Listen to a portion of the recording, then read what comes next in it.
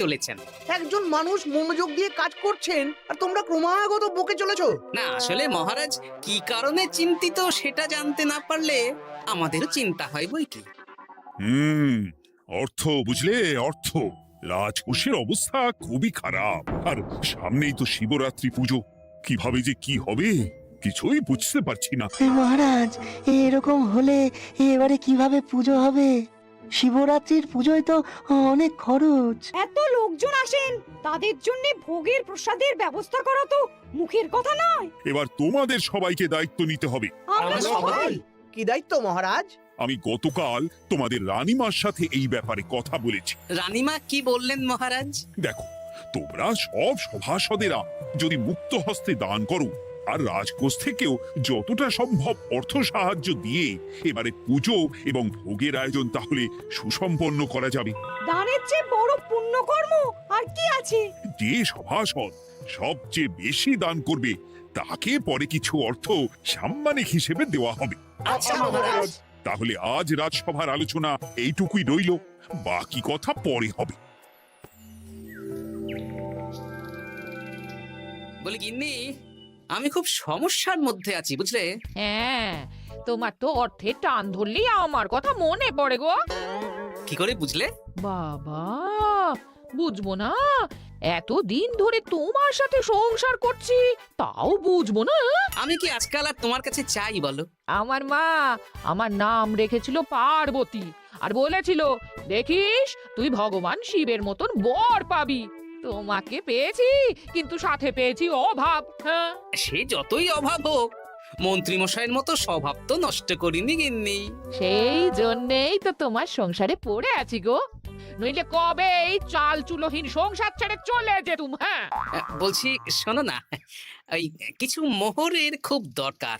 এবার মন্দিরে শিবরাত্রির পুজো হবে, কিন্তু মহারাজ তেমন খরচ করতে পারবেন না। তাই কি?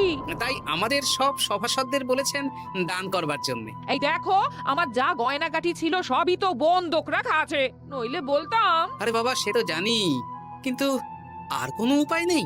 কি বলি বলো তো? দেখি কি করা যায়। আরে বাবা রে বাবা, এত চিন্তা ভাবনা না করে বাবা মহাদেবের ওপর ভরসা রাখো গো, উনি কোনো একটা পথ দেখাবেন। দেখো, দেখা যাক গিন্নি, উনি এখন আমার আশা ভরসা।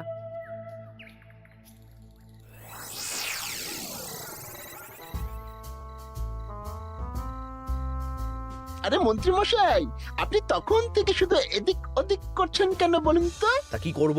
না, আমরা তো বুঝতে পারছি না আপনার কি হলো।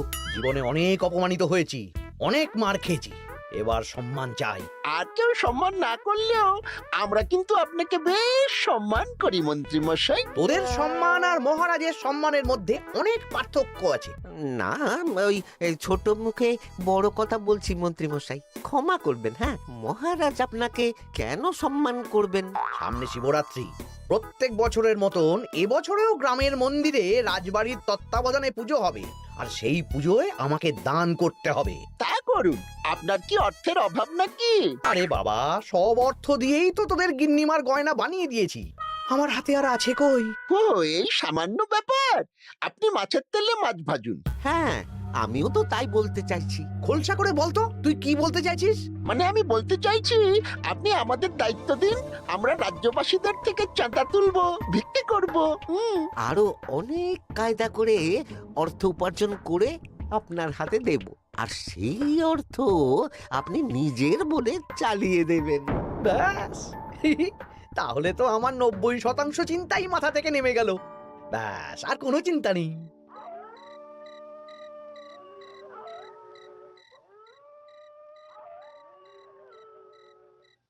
কি গো, এত রাত হয়ে গেল, এখনো ঘুমোচ্ছ না কেন বলো তো? হ্যাঁ, খুব চিন্তা হচ্ছে গো গিন্নি, এখনো বুঝে উঠতে পারিনি যে কি করে দান করব।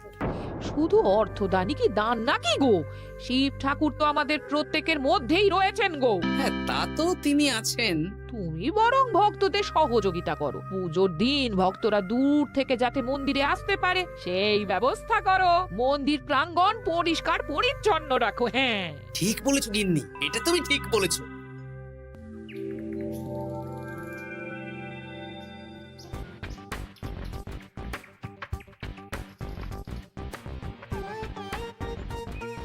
এই যে বাড়িতে কে আছেন? মন্ত্রী মশাই বলুন। হ্যাঁ, তা প্রত্যেক বছরের মতন এই বছরেও তো শিবরাত্রি উপলক্ষে মন্দিরে পুজো হচ্ছে, জানেন তো? হ্যাঁ, সে তো জানি, কিন্তু আমার গিন্নির পায়ে এত ব্যথা যে এবারে আর জল ঢালতে যেতে পারবে বলে তো মনে হয় না। তাতে কি, আপনি দান করুন, বাবা দূর থেকে আশীর্বাদ দিয়ে দেবেন। দান? তা কিসের দান? এত ধুমধাম করে পুজো হবে, তা দান। এ কি, এতদিন ধরে মন্দিরে তো দান দেওয়ার কোনো ব্যাপার ছিল না। এবার আছে, দান করা সবচেয়ে বড় ধর্ম। হ্যাঁ, আমরা বুড়ো বুড়ি খুব অল্প অর্থে সংসার চালাই। আমাদের ছেলে যেটুকু পাঠায় তা দিয়েই চালাই। আমরা আর কি দান করব মন্ত্রী মশাই? দরকার হলে কদিন না খেয়ে থাকবেন, বাবার নামে উপোস করবেন, আর যে দান করবে না আমি তাকে এই রাজ্যে থাকতে দেব না। ওরে বাবা রে, দিচ্ছি দিচ্ছি দিচ্ছি। আর শুনুন, এই দানের ব্যাপারটা যেন পাঁচ কান না হয়, নইলে কিন্তু। ওরে বাবা, না না না, ঠিক ঠিক ঠিক আছে, ঠিক আছে। আজকে সারাদিনে ভালোই রোজগার হয়েছে, কি বলিস বটা? হ্যাঁ, কালকে আবার সারাদিন চাঁদা তোলা হবে। চাঁদা নয়, বল চাঁদার নামে দান তুলছি। হ্যাঁ, আর যা ভয় দেখাচ্ছি, কেউ ভয়ে মুখ খুলবে না। সেই তো যাই, এরকম চলতে থাকলেই আমাকে সেরার সেরা দানি হওয়া থেকে কেউ আটকাতে পারবে না। এই তুমি এই ভর দুপুরে বস্তা কাঁধে নিয়ে কোথায় যাচ্ছ গো? একটু জঙ্গলের দিকে যাচ্ছে গিন্নি, শুকনো কাঠ নিয়ে আসি। পুজোর দিন তো ভোগের রান্না করতে জ্বালানি লাগবে, দেখি শুকনো কাঠ নিয়ে রাজবাড়িতে দিয়ে আসবো। বেশ বেশ বেশ, যাও। হে দেবাদিদেব মহাদেব, তুমি একটু দেখো বাবা।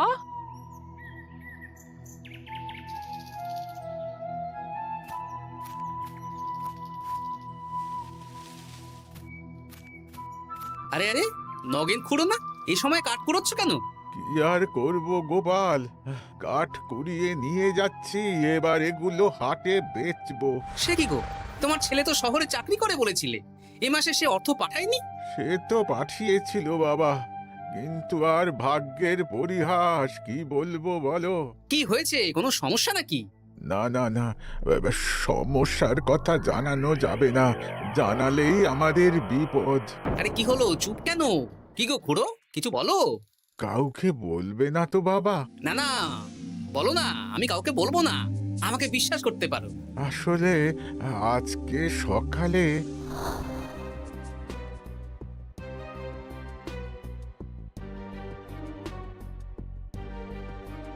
হ্যাঁ, মন্ত্রী মশাই? হ্যাঁ, শুধু আমাদের বাড়ি থেকে না, গ্রামের সব বাড়ি থেকে তুলেছে।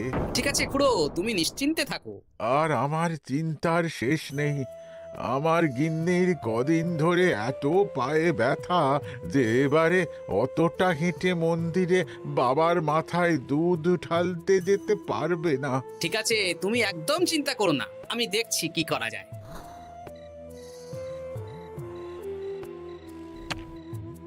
প্রহরী, এটা ভাড়ার ঘরে রেখে দিয়ে এসো। বলো গোপাল দিয়েছে, ভোগ রান্নার সময় জ্বালানি লাগবে তো, তাই এই কাঠ দিয়ে গেলাম। আচ্ছা গোপাল দাদা।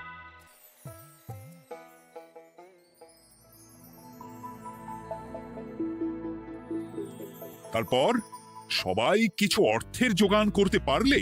মহারাজ, আমি 5 মোহর অর্থ সাহায্য করতে চাই। আমিও 5 মোহর মহারাজ। বেশ, গোপাল? মহারাজ, এখন আমার হাত একদম খালি, তাই আমি অন্যভাবে সহযোগিতা করার চেষ্টা করছি। কিরকম? এই তো গতকাল আমি 1 বস্তা কাঠ দিয়ে গিয়েছি, আজকে আরো দেব। তারপর আগামীকাল মন্দির চত্বর পরিষ্কার করব, আগাছা পরিষ্কার করব, পুজোর দিন ভিড় সামলাবো, যারা দূর থেকে আসবে তাদের একটা গরুর গাড়ি করে নিয়ে আসবো। আচ্ছা, বেশ বেশ, কর। মন্ত্রী? মহারাজ, এই নিন, এতে 200 মোহর আছে, আমি আরো দান করব, আপনি কোনো চিন্তা করবেন না মহারাজ। বাবা বাবা, এ তো বিশাল ব্যাপার। আমি জীবনে অনেক পাপ করেছি, তাই এখন দান করে একটু যদি পুণ্য লাভ হয় সেটাই আশা। বেশ বেশ, পণ্ডিত, তুমি আর রাজবৈদ্য তাহলে পুজোর দশকর্মা দ্রব্যাদি কেনাকাটা শুরু করো। এখন ধারে নিয়ে আসবে, পুজোর পরে সব শোধ করে দেওয়া হবে। আচ্ছা মহারাজ, ঠিক আছে। তাহলে আজকে আমি আর পণ্ডিত মশাই দুজনে বাজারের দিকে যাব আর সব দশকর্মার দ্রব্যাদি কিনে নিয়ে আসবো। হ্যাঁ হ্যাঁ, তাই কর।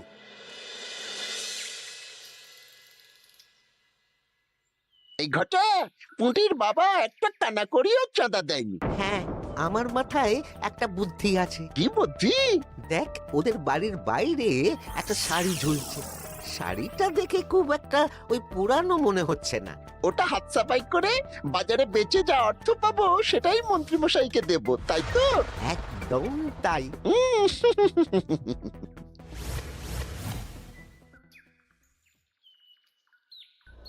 হাই পুটি, দেখ তোদের বাড়ি থেকে বটা ঘটা কাকা শাড়ি চুরি করছে।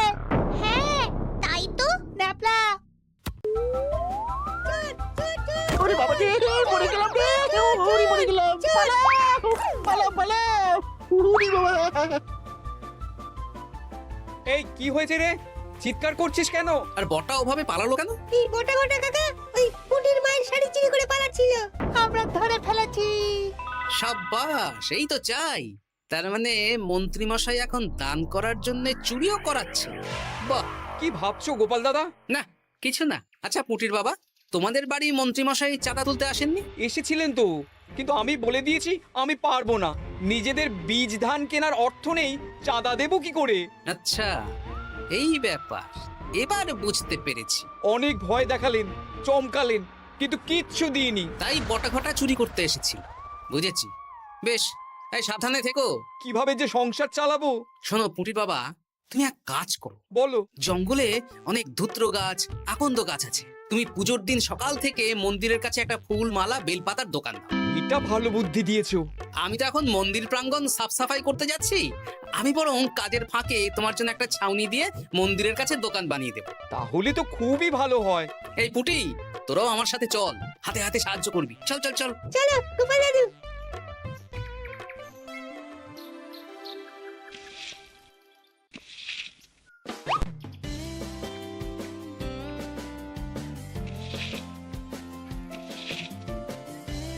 দাদু, এই জায়গাটা গর্ত আছে, তাই মাটি নিয়ে এলাম।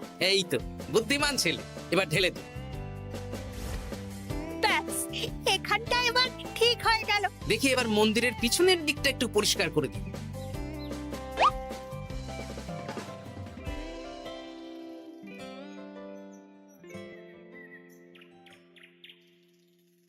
জয় মহাদেব।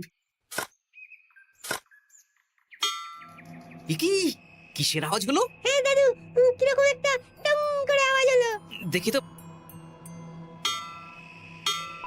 আরে বাবা, এটা ঘোড়া মনে হচ্ছে। হ্যাঁ তাই তো মনে হচ্ছে। জয় মহাদেব। বের করো বের করো। এই তো।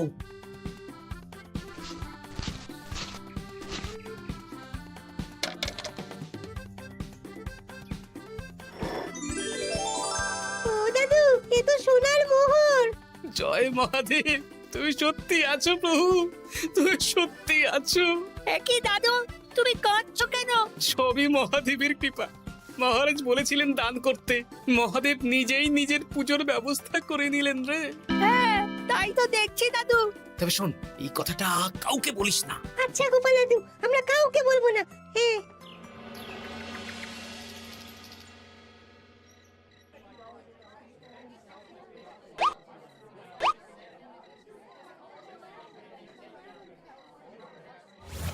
এবার আগামীকাল পুজো।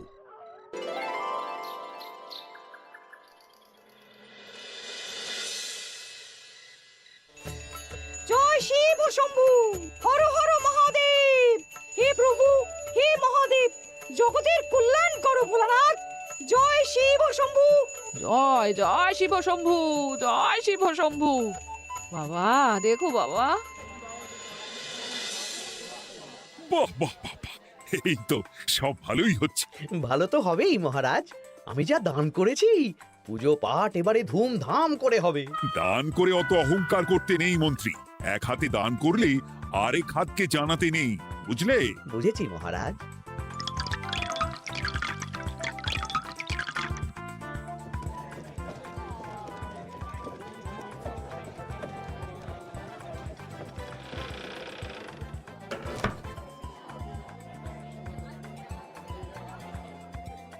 আসুন খুড়িমা, আপনি আসুন। সত্যি গোপাল, তোমার মতো মানুষ হয় না। আমার পায়ে বড় ব্যথা, ভেবেছিলাম এই বছর হয়তো মন্দিরে আসতেই পারবো না। আহা, আমি তো আপনার ছেলের মতন।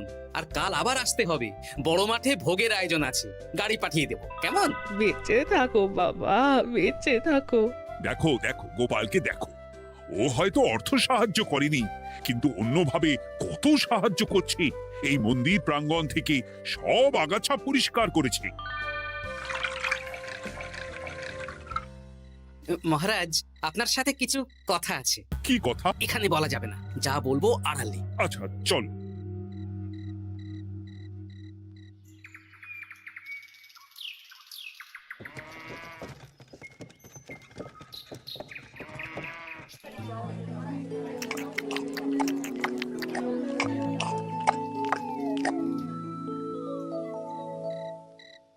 আজ সান্ধ্য সভায় সবাইকে আমি ডাকলাম, তার একটাই কারণ। কি কারণ মহারাজ? কি বলবেন আজ?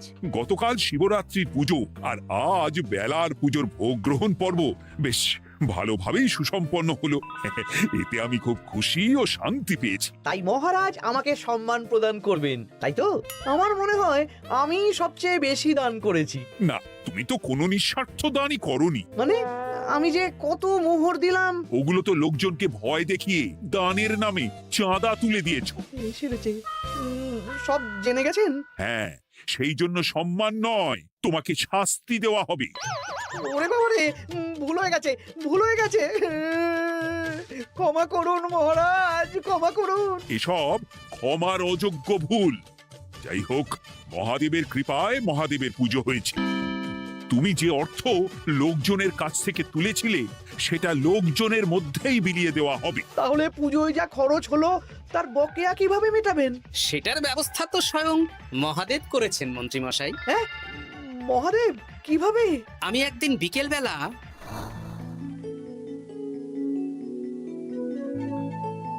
ওরে বাবা, এক ঘোড়া সোনার মোহর! হ্যাঁ, এক ঘোড়া সব মহারাজকে দিয়ে দিয়েছি। আর এই দান সংক্রান্ত যে অর্থ সাম্মানিকের কথা বলেছিলাম তা পাবে গোপাল। ধন্যবাদ মহারাজ। তবে মন্ত্রী মশাই যে অর্থ লোকজনের কাছ থেকে বলপূর্বক তুলেছেন সেটা দিয়ে গরিব চাষি ভাইদের বীজ কেনার অর্থ দান করা হবে। আর মহাদেবের কৃপায় যে এক খড়া মোহর পাওয়া গেছে তা দিয়ে বকেয়া মেটানো হবে। সাবাস গোপাল, সাবাস। এই না হলে আমার গোপাল। সাধু সাধু! আর মন্ত্রী মশাইকে কি করা হবে? ওকে কাল শাস্তি দেওয়া হবে।